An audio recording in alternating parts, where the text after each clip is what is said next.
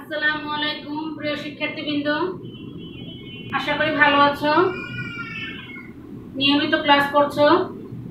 তাহলে গত ক্লাসে যে বিষয়টি পড়িয়েছিলাম ষষ্ঠ অধ্যায়ের কিশোর কিশোরী উন্নয়ন কার্যক্রম, আজকে তার পরবর্তী বিষয় বাংলাদেশ সরকারের দুর্যোগ ব্যবস্থাপনা ভিশন ও কার্যক্রম।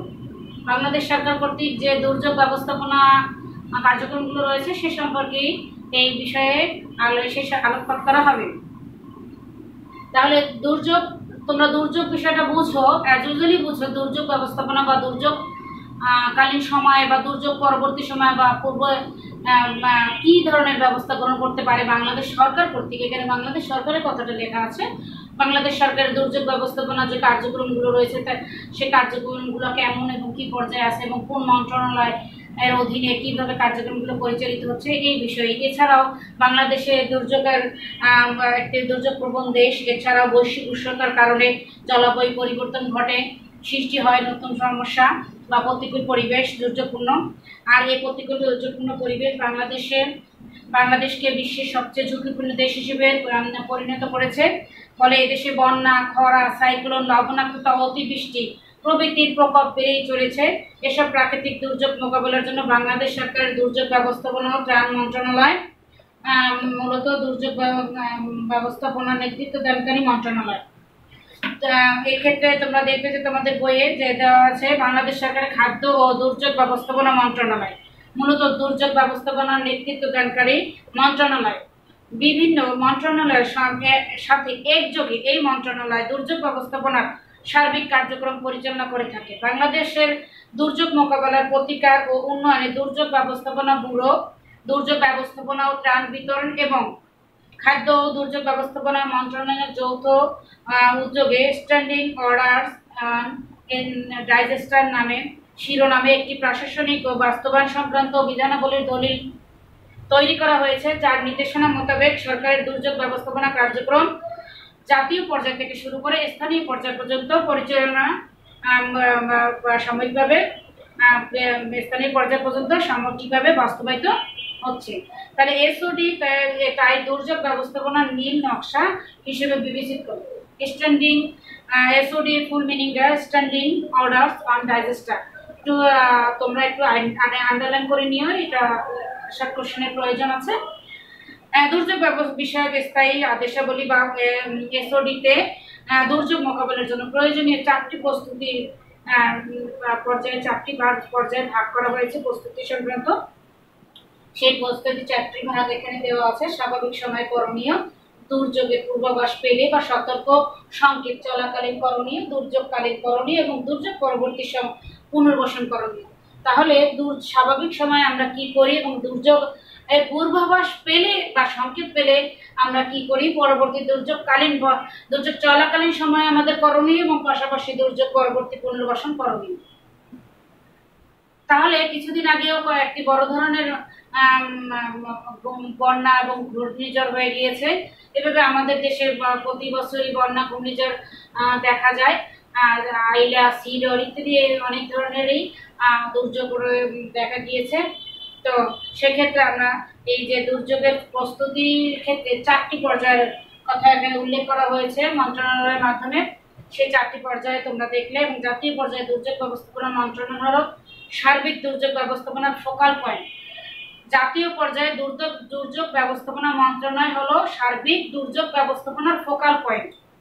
দুর্যোগ ব্যবস্থাপনা ব্যুরো এবং দুর্যোগ ব্যবস্থাপনার ত্রাণ বিভাগ হলো মূল দায়িত্ব প্রাপ্ত কর্তৃত্ব, যারা দুটি আলাদা বিভাগ হিসেবে কার্যক্রম চালিয়ে যাচ্ছে। এই সংস্থাগুলো যে কাজগুলো করে থাকে তা হলো ঝুঁকি হ্রাস, জরুরি সাড়া, সতর্কীকরণ, সচেতন পর্যায়, দুর্যোগকালীন এবং পুনর্বাসন পর্যায়, প্রশমন এবং উন্নয়ন।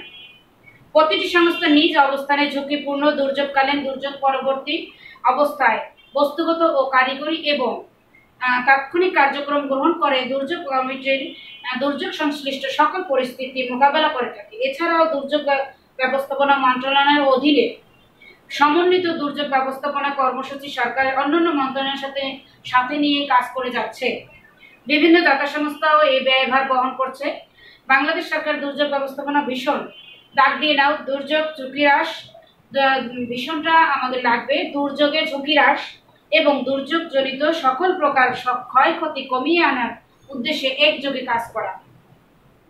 তাহলে বাংলাদেশ সরকারের দুর্যোগ ব্যবস্থাপনার ভীষণটা তোমাদের একটু মুখস্থ রাখতে হবে, মুখস্থ রাখতে শর্ট কোশ্চেন লাগবে। সার্বিক দুর্যোগ ব্যবস্থাপনা, ঝুঁকি হ্রাস, প্রস্তুতি ও সারাদান। তোমাদের বইয়ের হেডলাইনে আছে, এখানে এইটুকু পর্যন্ত আমি আলোচনা করেছি। সার্বিক দুর্যোগ ব্যবস্থাপনা, ঝুঁকি হ্রাস, প্রস্তুতি ও সারাদান, এই বিষয়টা আমরা এখন একটু আলোচনা করব। এক্ষেত্রে বলা হয়েছে যে সার্বিক দুর্যোগ ব্যবস্থাপনা হচ্ছে দুর্যোগ সংক্রান্ত নীতিমালা প্রণয়ন ও প্রশাসনিক সিদ্ধান্ত সমূহের সমষ্টি এবং এদের প্রায়োগিক কার্যক্রম, যা প্রশাসনিক সকল স্তরের দুর্যোগ পূর্ব, দুর্যোগকালীন এবং দুর্যোগ পরবর্তী পর্যায়সমূহের সকল সরকারি ও বেসরকারি কার্যক্রমকে বোঝায়। তাহলে দুর্যোগ ব্যবস্থাপনা মানে সরকারি পর্যায়ে, বেসরকারি পর্যায়ে, দুর্যোগকালীন, দুর্যোগ পরবর্তী, দুর্যোগকালীন সময় এবং আগে পিছিয়ে সবগুলো ব্যবস্থাপনাকে বোঝায়। অন্যদিকে দুর্যোগ ব্যবস্থাপনা হচ্ছে এরূপ একটি ব্যবহারিক সামাজিক বিজ্ঞান যার আওতায় পড়ে যথাযথ পর্যবেক্ষণ ও বিশ্লেষণের মাধ্যমে দুর্যোগ প্রতিরোধ, দুর্যোগ প্রস্তুতি এবং দুর্যোগের জরুরি সারাদান ও পুনরুদ্ধার বিষয়ক কার্যক্রম। এছাড়া দুর্যোগ ব্যবস্থাপনার পরিধি ব্যাপক ও বিস্তৃত।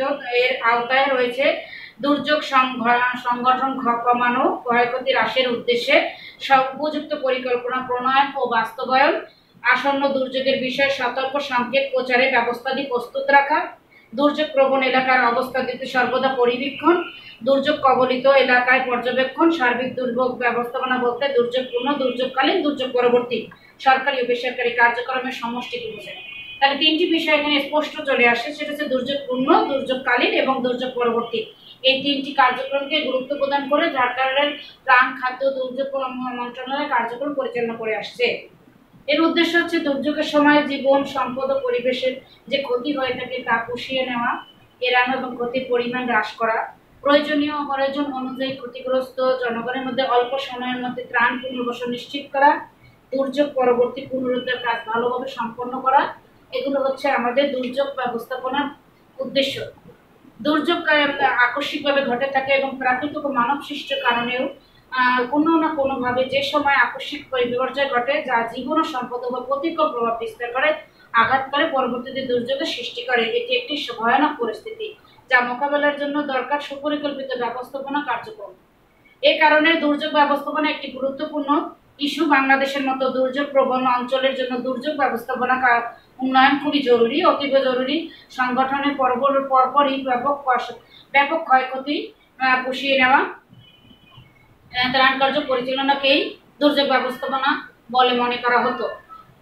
যাই হোক, এখন তোমরা দেখবে চিত্র একটি, আমি একটি চিত্রের মাধ্যমে দুর্যোগ চক্র, দুর্যোগ ব্যবস্থাপনা চক্রটি উপস্থাপন করছি। তোমাদের বই সামনে আছে, তোমরা সামনে নিয়ে দেখো চক্র, সেখানে কয়েকটি বিষয়ের কথা স্পষ্ট করে উল্লেখ করা রয়েছে। সেই বিষয়গুলো সম্পর্কে ধারণা নিলে চক্রটি সম্পর্কে তোমরা লিখতে পারবে।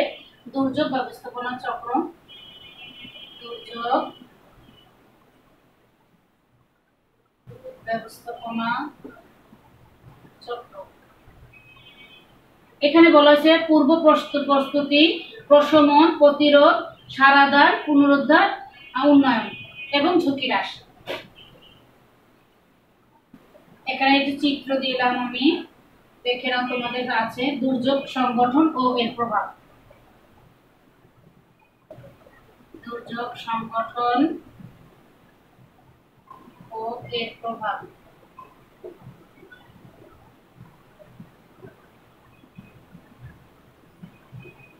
সারাদান,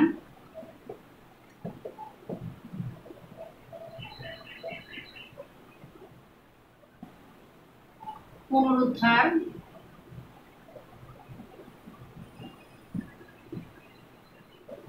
সারাদান, পুনরুদ্ধার, উন্নয়ন, ঝুঁকি হ্রাস।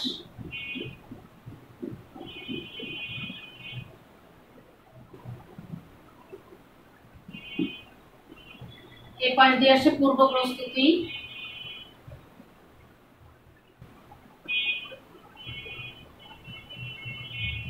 প্রশমন এবং সর্বোপরি প্রতিরোধ।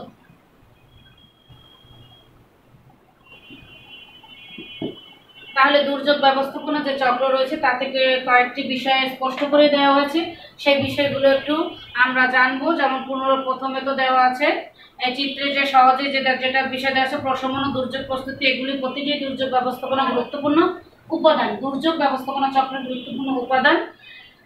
এক্ষেত্রে আমরা যে বিষয়গুলো সম্পর্কে ধারণা লাভ করবো বা জানবো, তাহলে সারাদান বলতে নিরাপদ স্থানে অপসারণ, তল্লাশি ও উদ্ধার, ক্ষয়ক্ষতির পরিমাণ নিরূপণ এবং ত্রাণ ও পুনর্বাসন কার্যক্রমকে বোঝায় এবং দুর্যোগের পরপরই উপযুক্ত সারাদানের প্রয়োজন হয়। তাহলে আমরা বুঝছি যে সারাদানটা কি, দুর্যোগ শেষ হয়ে যাওয়ার পর আমাদের যে সরকারি যে কার্যক্রম রয়েছে সেই কার্যক্রমের সারাদানটাকে বোঝাচ্ছে কি কি করতে হবে। পরবর্তী পুনরুদ্ধার, এবং সরকার কি করবে এক্ষেত্রে দুর্যোগের সম্পদ, পরিবেশ, সামাজিক, অর্থনৈতিক অবকাঠামো যে ব্যাপক ক্ষতি হয়ে থাকে তা পুনর্নির্মাণের মাধ্যমে দুর্যোগ পূর্ব অবস্থায় ফিরিয়ে আনাকে পুনরুদ্ধার বলে। এক্ষেত্রে সরকারি, বেসরকারি, স্বেচ্ছাসেবী সমস্ত আন্তর্জাতিক সংস্থার সঙ্গে সহযোগিতা প্রয়োজন হয়। পরবর্তীতে উন্নয়ন হচ্ছে যে ক্ষতিগ্রস্ত এলাকাকে দুর্যোগ পূর্ববর্তী অবস্থায় ফিরিয়ে আনতে, ওই এলাকায় যে ধরনের ক্ষয়ক্ষতি হয়েছে সেগুলোকে আবার উন্নয়নের কাজ বা উন্নয়ন কর্মকাণ্ড হাতে নেওয়ার পূর্বে এই ভৌগোলিক ও পরিবেশগত বৈশিষ্ট্যগুলো লক্ষ্য রাখতে হয়। এবং পরবর্তীতে আছে উন্নয়ন, ঝুঁকি হ্রাস, প্রতিরোধ, ক্ষতিগ্রস্ত এলাকায় দুর্যোগপূর্ণ অবস্থায় ফিরিয়ে আনতে, ওই এলাকার আগের মতো থাকে না, তখন ওই এলাকায় উন্নয়ন কাজে হাত দিতে হয়। এবং প্রাকৃতিক দুর্যোগকে সম্পূর্ণরূপে প্রতিরোধ করা সম্ভব না হলে ক্ষয়ক্ষতি কমানোর ব্যাপারে প্রতিরোধ ব্যবস্থা কার্যক্রম সুফল বয়ে আনতে পারে। প্রশমন, দুর্যোগের দীর্ঘস্থায়ী হ্রাস এবং দুর্যোগ প্রস্তুতিকে দুর্যোগ প্রশমন বলা হয়। মজবুত পাকা ভবন নির্মাণ, শস্য বহুমুখীকরণ, ভূমি ব্যবহারের বিপর্যয় হ্রাসের কৌশল নির্ধারণ ইত্যাদি প্রশমনের মধ্যে চলে আসে। পূর্ব প্রস্তুতি, দুর্যোগ প্রস্তুতি বলতে পূর্ব সময় দুর্যোগের ঝুঁকি কমানোর ব্যবস্থাকে বোঝায়। আর ঝুঁকি হ্রাস সেটা হচ্ছে যে ঝুঁকি হ্রাস হলো দুর্যোগ পূর্ববর্তী, দুর্যোগকালীন ও দুর্যোগ পরবর্তী সময় অবস্থা মোকাবেলার নিমিত্তে সম্ভাব্য বিপদাপন্নতা কমিয়ে ব্যক্তিক, দলীয় ও ব্যষ্টিক সামষ্টিক সামর্থ্যের উন্নয়ন ঘটানোই হচ্ছে ঝুঁকি হ্রাস করা। তাহলে আমরা যে বিষয়গুলো দেখলাম, দুর্যোগ ব্যবস্থাপনা কোন মন্ত্রণালয়ের অধীনে কাজ করছে এবং তারা দুর্যোগ পূর্বকালীন বা প্রস্তুতি কয়েকটি পর্যায়ে সেগুলো দেখলাম, 4টি পর্যায়ে, এবং সে পর্যায়গুলোর পরবর্তীতে আমরা দেখলাম যে কতগুলো উদ্দেশ্য এবং দুর্যোগকালীন সময়ে যে সারাদান বা ঝুঁকি বা প্রস্তুতি সম্পর্কিত বিষয়, এবং দুর্যোগ ব্যবস্থাপনার একটি চক্র, আসলে দুর্যোগ সংগঠনে এর প্রভাবটা তখন আসলে ব্যবস্থাপনা মন্ত্রণালয় তার কার্যক্রমগুলো কিভাবে গুছিয়ে নিবে সেটি একটি চক্রের মাধ্যমে দেখানো হয়েছে। সারাদান, পুনরুদ্ধার, উন্নয়ন, ঝুঁকি হ্রাস, প্রস্তুতি, প্রশমন, প্রতিরোধ, এই সবগুলো মিলিয়ে 4টি পর্যায় যে রয়েছে সেই পর্যায়ে 4টি কার্যক্রমটা এখানে স্পষ্ট করে উপস্থাপন করে বোঝানো হয়েছে। একটি চক্রের মধ্যে দিয়ে যদি পয়েন্টগুলো সুন্দর করে মাথায় রাখতে পারো তাহলে এই চক্রটাকে স্পেশালি সুন্দর করে নিজেই সাজিয়ে লিখতে পারবে। তাহলে শিক্ষার্থীরা 6ষ্ঠ অধ্যায়ের দুর্যোগ ব্যবস্থাপনা বিষয়ের এই পর্যন্তই। কার্যক্রম সম্পর্কে নেক্সট ক্লাসে আমরা আলোচনা করব, কারণ এই মন্ত্রণালয়ের কার্যক্রমগুলো ব্যাপক, তাই আমাদের আরেকটি এই বিষয়টির সম্পর্কে আরো একটি ক্লাস প্রয়োজন হবে। আল্লাহ হাফেজ আজকের মতো।